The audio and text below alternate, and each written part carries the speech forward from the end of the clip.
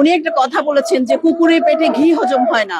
আমাদের ডক্টর ইউনূস সাহেব যেখানে যান, বড় বড় রাষ্ট্রপ্রধানরা ওনার সেলফি নেওয়ার জন্য লাইন ধরে দাঁড়ান। 53 বছরে বাংলাদেশে এত ভালো কোনো গভর্নমেন্ট পাইনি।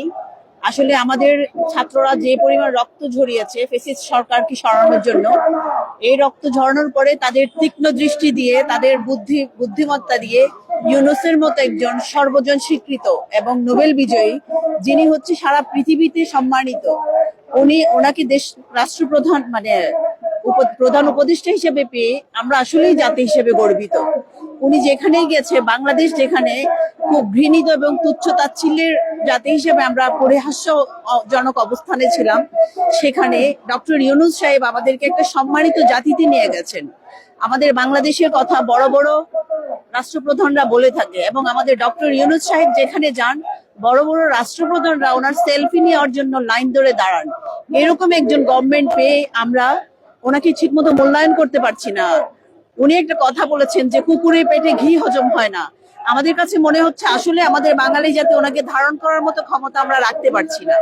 এই জন্যই আমরা ওনাকে মূল্যায়ন করতে পারছি না দেখে আজকে এই আন্দোলন সে আন্দোলন, ওনাকে কাজ করতে না দিয়ে দেশকে উনি যেভাবে সমৃদ্ধির দিকে নিয়ে যাচ্ছে, ওরকম সমৃদ্ধির দিকে যেতে না দিয়ে আমরা বরঞ্চ বাধা সৃষ্টি করছি।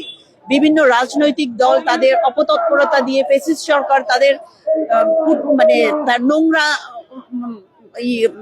ফ্যাসিস্ট সরকার তাদের নোংরা ষড়যন্ত্র দিয়ে ওনাকে থামানোর চেষ্টা করছে। এখন সময় এসছে যে কোনো প্রকারে ডক্টর ইউনূসকে আমাদেরকে ওনার হাতকে শক্তিশালী করা, ওনার পাশে দাঁড়ানো এবং বাংলাদেশকে বিশ্বের উন্নততম রাষ্ট্রে নিয়ে যাওয়া এবং জাতি হিসেবে আমরা সম্মানিত বোধ করা। ধন্যবাদ। ডক্টর মোহাম্মদ ইউনূসের কাছে আপনি সাধারণ একজন জনগণ হিসেবে আপনাদের প্রত্যাশা কি?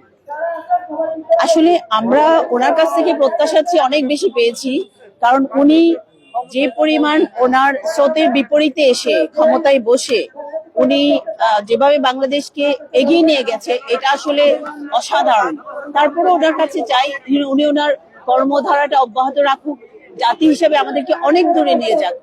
উনি যেরকম সারা বিশ্বের কাছে খুব পরিচিত এবং জনপ্রিয় একটা মানুষ, আমরাও চাই জাতি হিসেবে আমরা সারা বিশ্বের কাছে আমরা যেরকম 1700-1500 শতাব্দীতে যেরকম উন্নত একটা জাতি হিসেবে বিশ্বের কাছে পরিচিত ছিলাম, ওরকম একটা ভালো উন্নত জাতি হিসেবে যেন আমরা পরিচিত হতে পারি এবং সারা বিশ্বে মাথা তুলে দাঁড়াতে পারি, এই পর্যায়ে উনি আমাদেরকে নিয়ে যান, এটাই আমার প্রত্যাশা।